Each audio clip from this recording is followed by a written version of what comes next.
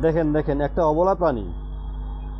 এই হাতিটি ইচ্ছা করলেই কিন্তু মানুষের সাথে আক্রমণ করতে পারতো, মানুষগুলোকে আক্রমণ করতে পারতো, কিন্তু সেটা তা না করে সে পানির জন্য, যে পানি পেয়ে এত খুশি হয়েছে যে বলার মতো না।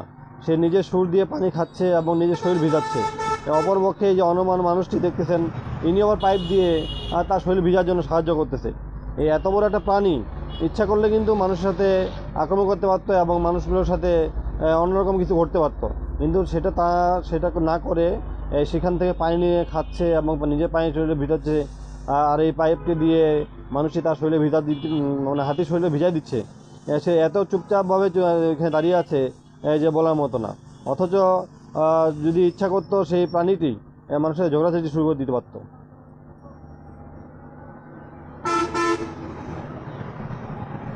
তো আসলে ভাবার একটা বিষয় যে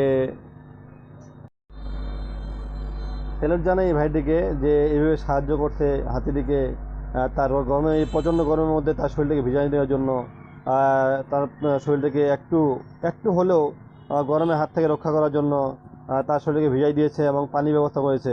এটা আসলে সত্যি ভাবার বিষয়।